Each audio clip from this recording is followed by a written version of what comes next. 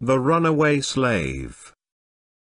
A slave, being discontented with his lot, ran away from his master. He was soon missed by the latter, who lost no time in mounting his horse and setting out in pursuit of the fugitive. He presently came up with him, and the slave, in the hope of avoiding capture, slipped into a treadmill and hid himself there. "Aha," said his master, "that's the very place for you, my man." The hunter and the woodman. A hunter was searching in the forest for the tracks of a lion, and, catching sight presently of a woodman engaged in felling a tree, he went up to him and asked him if he had noticed a lion's footprints anywhere about, or if he knew where his den was. The woodman answered, "If you will come with me, I will show you the lion himself." The hunter turned pale with fear, and his teeth chattered as he replied, "Oh, I'm not looking for the lion, thanks, but only for his tracks." The serpent and the eagle. An eagle swooped down upon a serpent and seized it in his talons with the intention of carrying it off and devouring it. But the serpent was too quick for him and had its coils round him in a moment, and then there ensued a life and death struggle between the two. A countryman, who was a witness of the encounter, came to the assistance of the eagle, and succeeded in freeing him from the serpent and enabling him to escape. In revenge, the serpent spat some of his poison into the man's drinking horn. Heated with his exertions, the man was about to slake his thirst with a draught from the horn, when the eagle knocked it out of his hand, and spilled its contents upon the ground. One good turn deserves another. The Rogue and the Oracle. A rogue laid a wager that he would prove the oracle at Delphi to be untrustworthy by procuring from it a false reply to an enquiry by himself. So he went to the temple on the appointed day with a small bird in his hand, which he concealed under the folds of his cloak, and asked whether what he held in his hand were alive or dead. If the oracle said dead, he meant to produce the bird alive. If the reply was alive, he intended to wring its neck and show it to be dead. But the oracle was one too many for him, for the answer he got was this: "Stranger, whether the thing that you hold in your hand be alive or dead is a matter that depends entirely on your own will." The Horse and the Ass. A horse, proud of his fine harness, met an ass on the high road.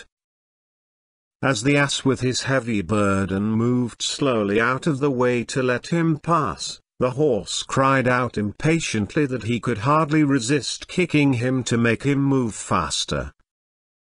The ass held his peace, but did not forget the other's insolence. Not long afterwards the horse became broken-winded, and was sold by his owner to a farmer. One day, as he was drawing a dung cart, he met the ass again, who in turn derided him and said, "Aha, you never thought to come to this, did you, you who were so proud? Where are all your gay trappings now?" The dog chasing a wolf. A dog was chasing a wolf, and as he ran he thought what a fine fellow he was, and what strong legs he had, and how quickly they covered the ground. "Now, there's this wolf," he said to himself, "what a poor creature he is, he's no match for me, and he knows it, and so he runs away." But the wolf looked round just then and said, "Don't you imagine I'm running away from you, my friend? It's your master I'm afraid of." Grief and his due. When Jupiter was assigning the various gods their privileges, It so happened that Grief was not present with the rest, but when all had received their share, he too entered and claimed his due. Jupiter was at a loss to know what to do, for there was nothing left for him. However, at last he decided that to him should belong the tears that are shed for the dead. Thus it is the same with Grief as it is with the other gods. The more devoutly men render to him his due, the more lavish is he of that which he has to bestow. It is not well, therefore, to mourn long for the departed, else Grief, whose sole pleasure is in such mourning, will be quick to send fresh cause for tears. The hawk, the kite, and the pigeons. The pigeons in a certain dovecote were persecuted by a kite, who every now and then swooped down and carried off one of their number. So they invited a hawk into the dovecote to defend them against their enemy. But they soon repented of their folly, for the hawk killed more of them in a day than the kite had done in a year. The woman and the farmer. A woman, who had lately lost her husband, used to go every day to his grave and lament her loss. A farmer, who was engaged in ploughing not far from the spot, set eyes upon the woman and desired to have her for his wife, so he left his plough and came and sat by her side, and began to shed tears himself. She asked him why he wept, and he replied, I have lately lost my wife, who was very dear to me, and tears ease my grief. And I, said she, have lost my husband. And so for a while they mourned in silence. Then he said, Since you and I are in like case, shall we not do well to marry and live together? I shall take the place of your dead husband, and you, that of my dead wife. The woman consented to the plan, which indeed seemed reasonable enough, and they dried their tears. Meanwhile, a thief had come and stolen the oxen which the farmer had left with his plough. On discovering the theft, he beat his breast and loudly bewailed his loss. When the woman heard his cries, she came and said, Why, are you weeping still? To which he replied, Yes, and I mean it this time. Prometheus and the making of man. At the bidding of Jupiter, Prometheus set about the creation of man and the other animals. Jupiter, seeing that mankind, the only rational creatures, were far outnumbered by the irrational beasts, bade him redress the balance by turning some of the latter into men. Prometheus did as he was bidden, and this is the reason why some people have the forms of men but the souls of beasts. The Swallow and the Crow. A swallow was once boasting to a crow about her birth. I was once a princess, said she, the daughter of a king of Athens, but my husband used me cruelly, and cut out my tongue for a slight fault. Then, to protect me from further injury, I was turned by Juno into a bird. You chatter quite enough as it is, said the crow. What you would have been like if you hadn't lost your tongue, I can't think. The hunter and the horseman. A hunter went out after game, and succeeded in catching a hare, which he was carrying home with him when he met a man on horseback, who said to him, You have had some sport I see, sir, and offered to buy it. The hunter readily agreed, but the horseman had no sooner got the hare in his hands than he set spurs to his horse and went off at full gallop.